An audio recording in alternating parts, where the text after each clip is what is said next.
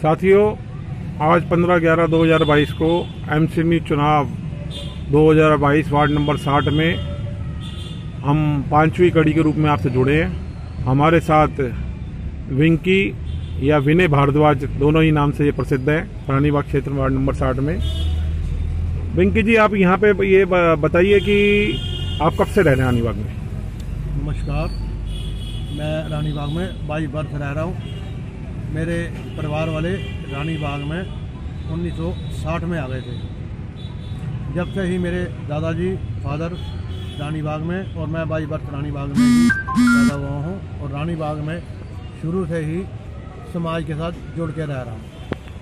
अभी जैसे आपको पता ही चला है कि यहाँ पे रानीबाग के अंदर अब चुनाव है 7 दिसंबर को, और आम आदमी पार्टी से बहन जी मिथिलेश पाठक जी हैं और भारतीय जनता पार्टी से ज्योति अग्रवाल जी हैं जो पहले भी पार्षद रह चुकी, और कांग्रेस से अंजू खुराना जी हैं। इन तीनों के अंदर ही पहले एक बार पार्षद रह चुकी हैं हमारी बहन जी ज्योति अग्रवाल जी।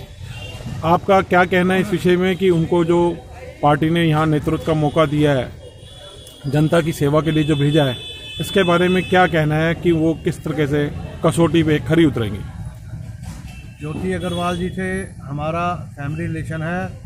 ये 5 साल पहले भी सरस्वती विहार वार्ड से निगम पार्षद रह चुकी हैं और इन्होंने सरस्वती विहार में तन मन धन से काम किया। सारे पार्क देखो, शिक्षा का इन्होंने विभाग आगे बढ़ाए। हमारे एमएलए साहब ने महावीर मंदिर बनवाए, ये विश्वविद्यालय बनवाए जो कि बहुत अच्छी सुचारू रूप से इन्होंने मेंटेनेंस किए। उसके बाद रानीबाग और सरस्वती विहार हमारा एक परिवार है। हम सभी एक परिवार में मिलकर रहते हैं। सिर्फ एक सड़क का दायरा है। इस तरफ रानीबाग सरस्वती विहार आ जाता है, इस तरफ रानीबाग है। तो मैडम ने सरस्वती विहार वार्ड में रहते हुए भी रानीबाग के इतने अच्छे काम किए। बिजली के पोलों का सुधार करवाया, सड़कों का सुधार करवाया। उसके बाद सभी जनता से दुख सुख हाल चाल करती रहीं, सबसे मेलजोल रखा उन्होंने। तो हमने भी चाहा कि हमारे रानीबाग क्षेत्र में एक पढ़ी लिखी और समझदार एक्सपीरियंस होल्डर कोई पार्षद आएँ, जिससे कि हमारे रानीबाग क्षेत्र का उद्धार तो हो ही रहा है और सुचारू रूप से उद्धार हो। और हमने इनकी एप्लीकेशन लगाई कि ऊपर संघ में लगाई, ऊपर मंत्री जी के लगाई कि हमारे वार्ड में एक अच्छी निगम पार्षद हमें चाहिए, जिसके सभी ने मीटिंग करके रानीबाग क्षेत्र वालों ने ज्योति जी का नाम लिया कि ये एक अच्छी और सुचारू काम करने वाली, निस्वार्थ काम करने अनुभवी पार्षद है और हमारी सरकारी विभागों से काम करवाना जानती हैं, सरकारी जेई से काम करवाना जानती हैं अच्छी तरह, पीडब्ल्यू वगैरह से काम करवाना अच्छी तरह जानती हैं। और ऊपर हमारी मंत्री जी ने सुनी और हमारे क्षेत्र में दोबारा ज्योति अग्रवाल जी को सेवा का मौका दिया। अभी आप किन किन पदों के ऊपर हैं यहाँ पे? कौन कौन सी राजनीतिक धार्मिक पदों पे, किन किन पदों पे हैं? मैं रानीबाग हिंदू जागरण मंच का प्रवक्ता हूँ। मुझे 1.25 साल हो गया रानीबाग में सारे मंदिरों में, गलियों में जाकर हम हनुमान चालीसा करते हैं और सारे अपने सनातन धर्म को जागरूक करते हैं, जिससे कि हम एक परिवार होकर रहें और मिलजुल कर रहें। आज हमारे क्षेत्र में इतना हालत ख़राब हो रही है कि आम आदमी पार्टी ने एक के साथ एक शराब पेटी बांटनी शुरू कर दी, बियर की पेटी बांटनी शुरू कर दी, जिससे कि यंग पीढ़ी 16-17 साल के 18 साल के युवक भटक रहे हैं। एक एक पेटी शराब लेके पार्कों में बैठ के, सड़कों में बैठ के, गलियों में बैठ के छुप छुप के पीते हैं, जिससे कि हमारी कानून व्यवस्था भी उसमें चरमरा रही है। ये कहने का शराब जो नीति थी, एक पेटी के साथ एक पेटी फ्री की, उसका आप विरोध करते हैं? हम बिल्कुल विरोध करते हैं। आपकी पार्टी विरोध करती है? हमारी पार्टी विरोध करती है। क्यों? हमारी अब मिथिलेश पाठक बहन खड़ी हुई हैं रानीबाग क्षेत्र से, उनको भी टिकट मिली है आम आदमी पार्टी से।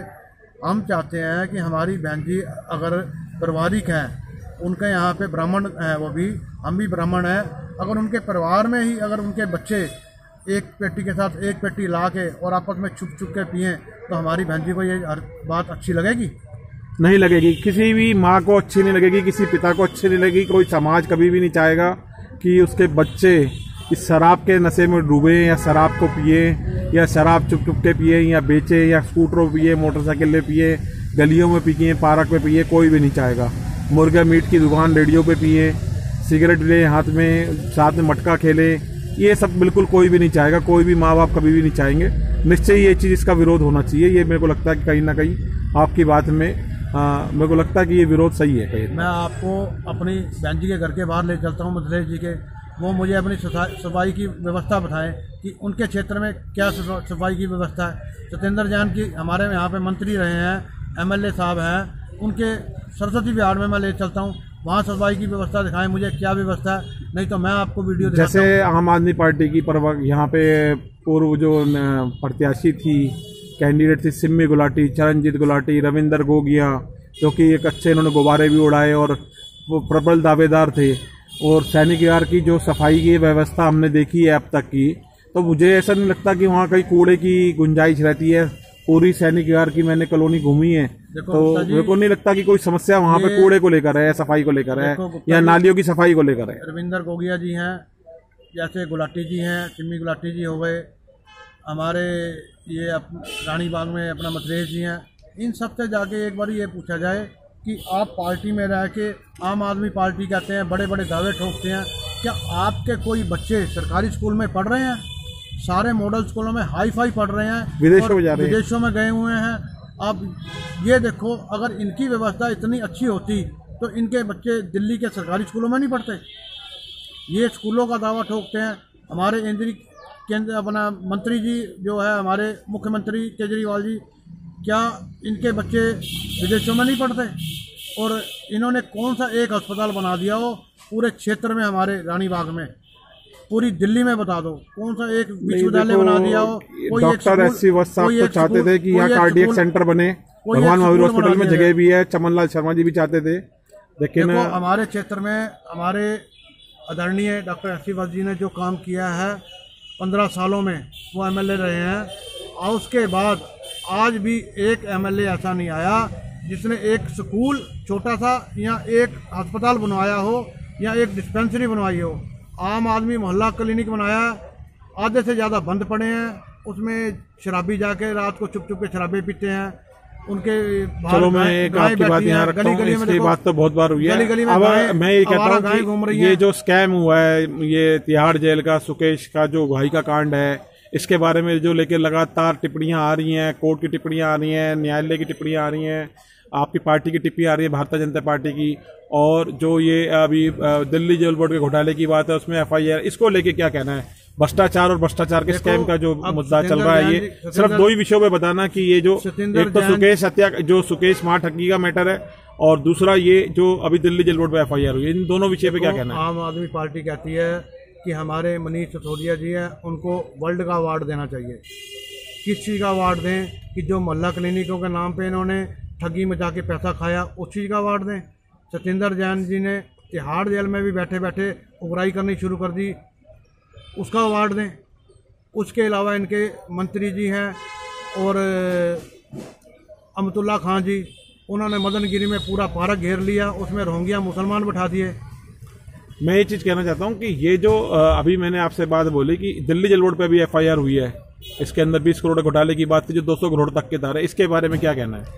अब भ्रष्टाचार जो हुआ इसके अंदर, देखो, फ्री के साथ एक फ्री, या बिजली फ्री या पानी फ्री, देखो ये फ्री कहाँ से दे सकती है गवर्नमेंट? अपनी होर्डिंगों के ऊपर, एडवर्टाइजिंग के ऊपर लाखों करोड़ों रुपया खर्च करते हैं। एक इन्होंने कहा जी हमने पूसा इंस्टीट्यूट से मिलके एक पराली के ऊपर ऐसा लिक्विड बनाया है जो पराली के ऊपर छिनकने से वो खाद के रूप में तब्दील हो जाएगा। 72 लाख रुपए, 72,000 रुपये उसमें लगे केमिकल में, पूसा इंस्टीट्यूट से लेने में, और 10 करोड़ रुपया एडवर्टाइजिंग पे इन्होंने खर्च कर दिया। दिल्ली की गवर्नमेंट का ये हाल है, और दिल्ली की गाड़ी कमाई जो है टैक्स की, ये ऐसे एडवर्टाइजिंग में उड़ा रहे हैं। आज भी बहुत सारी समस्याएं हैं, वीडियो लंबी हो गई है, फिर मिलेंगे आपसे।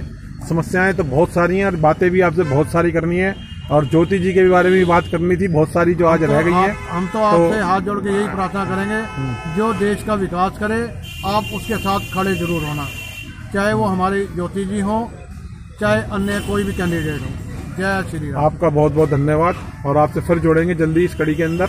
और हम आपको साथ ही बताना चाहेंगे कि ये एमसीडी चुनाव 2000 वार्ड नंबर 60 की आज 5वीं वीडियो है। विनय भारद्वाज जी जुड़े हैं और ऐसे लगभग 5 लोगों से हम प्रतिदिन जुड़ेंगे और इलेक्शन तक हम आपके सामने 150 ऐसे विचार लेकर आएंगे, समस्याएं और समाधान जो आने वाले चुनाव के बाद जिसको भी रानी बाग की जनता सेवा का मौका देगी और उसके साथ हम जुड़ के आगे बढ़ाएंगे क्षेत्र के अंदर विकास का काम।